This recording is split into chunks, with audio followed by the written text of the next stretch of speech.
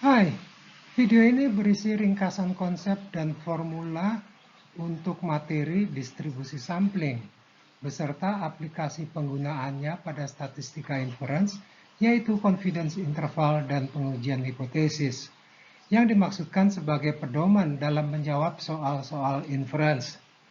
Jadi, materi ini tidak memperkenalkan konsep baru dan tidak berpretensi untuk menjadi materi pengajaran pemahaman konsep. Adapun materinya merupakan gabungan distribusi sampling dan statistika inference karena distribusi sampling dipelajari semata-mata untuk mempelajari statistika inference. Saya pribadi Stianto. Daftar istilah atau formula yang akan disampaikan.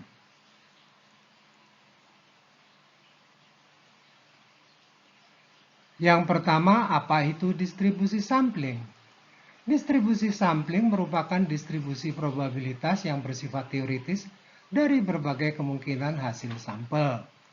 Bila dari populasinya bisa dihasilkan 1000 atau 100.000 kemungkinan sampel, maka distribusi samplingnya adalah distribusi teoritis dari 1000 atau 100.000 kemungkinan sampel itu. Tergantung pada apa yang menjadi keingintahuan kita, apakah rata-rata hitung sampelnya, atau proporsi sampelnya, atau deviasi standar sampelnya, maka distribusi sampling tentang rata sampel adalah distribusi probabilitas dari berbagai kemungkinan rata-rata sampel. Demikian pula, distribusi sampling tentang proporsi sampel merupakan distribusi probabilitas teoritis dari berbagai kemungkinan proporsi sampel. Yang keempat, central limit theorem merupakan teorema matematika, yaitu suatu kebenaran yang pasti, sehingga tidak perlu lagi dibuktikan kebenarannya, yang menyatakan demikian ini. Jadi, bila sampelnya diambil dari populasi berdistribusi normal, maka distribusi sampling tentang rata-rata sampelnya juga akan berdistribusi normal. Bila populasinya tidak normal, maka distribusi sampling tentang rata-rata sampelnya akan semakin mendekati normal dengan semakin besarnya ukuran sampel. Untuk distribusi sampling tentang proporsi sampel, distribusi sampling tentang proporsi sampel akan semakin mendekati normal dengan semakin besarnya ukuran sampel. Kita simak berikutnya. Untuk yang kelima, faktor koreksi populasi terbatas.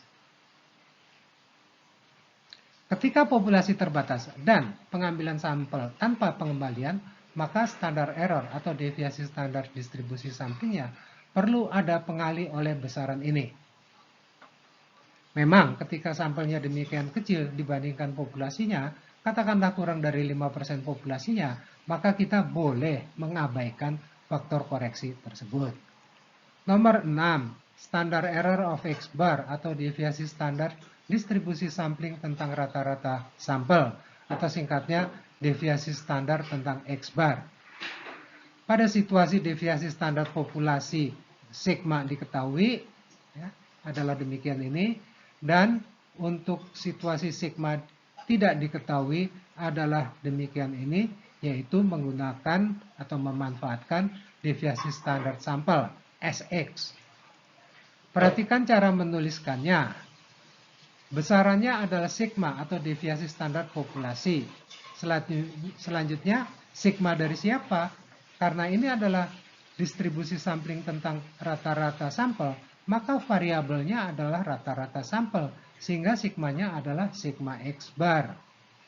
Central limit theorem menjamin bahwa sigma X bar dapat diperoleh dari sigma X dengan formula tersebut di atas. Ketika sigma tidak diketahui sehingga harus menggunakan deviasi standar sampel, formula deviasi standar distribusi samplingnya tetap sigma X bar seperti yang dinyatakan pada formula tersebut.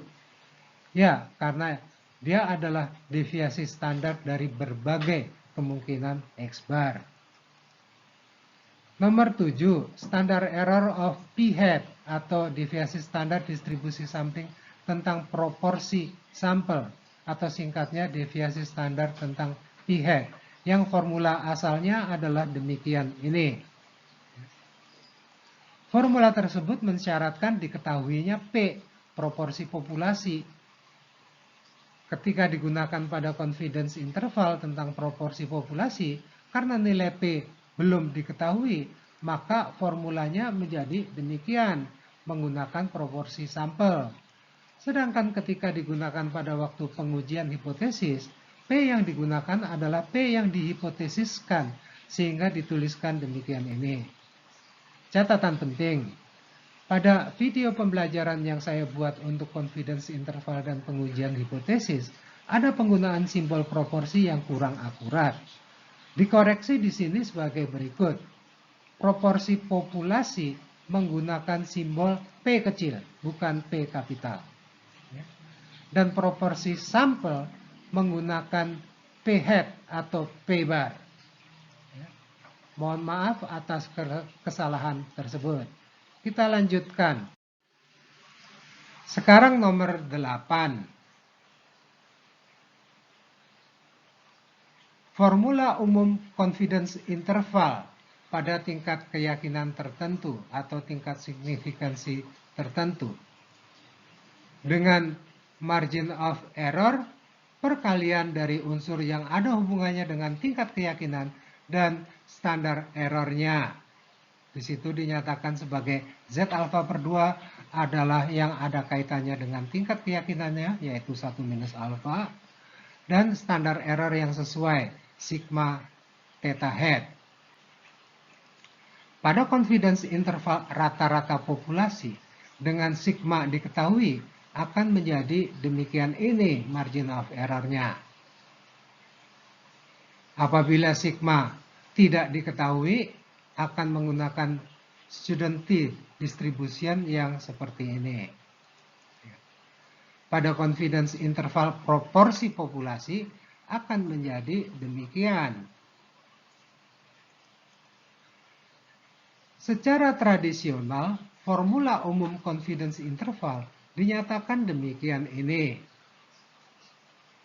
Secara tertulis, pernyataan tersebut dibaca sebagai probabilitas bahwa theta terletak antara batas bawah ini dan batas atas ini adalah sebesar 1 minus alfa. Namun, secara konsepsional akan dibaca sebagai berikut. Dengan tingkat keyakinan sebesar 1 minus alfa, maka disimpulkan bahwa theta-nya terletak antara batas bawah ini dan batas atas yang ini. Theta dalam perkuliahan ini masih dibatasi untuk mu atau p. Namun, seiring dengan semakin majunya penggunaan komputer, pernyataan tersebut dibuat lebih praktis. Untuk confidence interval rata-rata populasi dengan sigma diketahui, ditulis demikian ini. Yang dibaca sebagai dengan tingkat keyakinan sebesar 1 minus alfa, maka confidence interval tentang mu adalah antara x bar minus dan plus z alfa per 2 dikali sigma x bar. Agar menjadi perhatian bahwa pertama, secara eksplisit menyatakan parameter mu sebagai yang akan dicari dugaan intervalnya. Dan setelah mu diberi tanda titik 2, bukan sama dengan, karena memang tidak ada persamaan antara mu dan pernyataan setelahnya itu. Masih dalam confidence interval tentang mu, ketika sigma tidak diketahui, maka pernyataan formulanya adalah demikian. Dan untuk confidence interval tentang proporsi populasi, maka pernyataan formulanya adalah demikian ini. Adapun formula masing-masing standar errornya adalah seperti yang ditunjukkan pada lembar sebelumnya. Catatan, Z subskrip sesuatu, misalnya Z subskrip W, menyatakan Z yang luas di ujung kurvanya adalah W. Sekarang ini W yang digunakan adalah sebesar alfa per 2. Kelak kita akan berjumpa dengan Z subskrip alfa. Kita lanjutkan dengan formula ukuran sampel. Nomor 9. Penentuan ukuran sampel untuk mencapai lebar duga tertentu. Pada confidence interval rata-rata populasi akan menjadi seperti ini.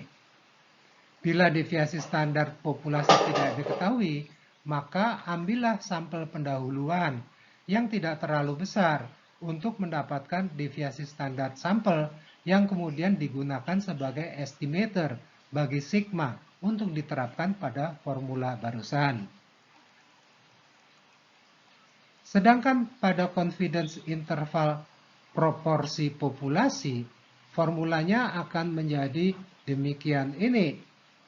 Dengan P superscript DA atau PDA adalah proporsi dugaan awal. Jadi DA itu dugaan awal atau dugaan pendahuluan. Berdasarkan perkiraan awal tersebut, PDA akan dipilih yang sedekat mungkin dengan 0,5 karena hal itu yang akan dapat memaksimalkan hasil N yang sedang dicari itu. Karena itu, bila tidak ada sama sekali perkiraan awal tentang P, maka PDA dipilih sebesar 0,5 sehingga akan memaksimalkan N yang menyebabkan target rentang margin of error yang diinginkan pasti akan dapat dicapai. Pada situasi tidak adanya dugaan awal tentang P tersebut, maka formulanya akan menjadi lebih sederhana, yaitu demikian ini. Karena PDA yang setengah menghasilkan 1 minus PDA yang juga setengah, sehingga dapat dimasukkan ke dalam kurung yang berpangkat 2 ini. Nomor 10. Penentuan confidence interval untuk mencapai lebar duga tertentu. Confidence interval atau 1 minus alfa dapat diperoleh dari area yang ada di tengah distribusi dalam interval minus Z alfa per 2 sampai plus Z alfa per 2. Pada confidence interval rata-rata populasi, nilai Z alfa per 2-nya adalah demikian ini. Pada confidence interval proporsi populasi, tentu saja berdasarkan logika yang sama dengan Z alfa per 2 adalah sebesar yang demikian ini. Dengan nilai PDA, yaitu proporsi dugaan awal, dipilih yang sedekat mungkin dengan 0,5. Dan ditetapkan saja 0,5 bila tidak ada dugaan awal sama sekali tentang P-nya. Jika tidak ada dugaan awal, maka PDA menjadi setengah, sehingga 1 minus PDA juga setengah, sehingga penyebutnya adalah menjadi demikian ini. Akar pangkat 2 dari setengah dikali dengan setengah, yang adalah setengah, sehingga menghasilkan formula Z alfa per 2 yang demikian ini, atau dapat diatur ulang menjadi demikian. Kita lanjutkan dengan pengujian hipotesis.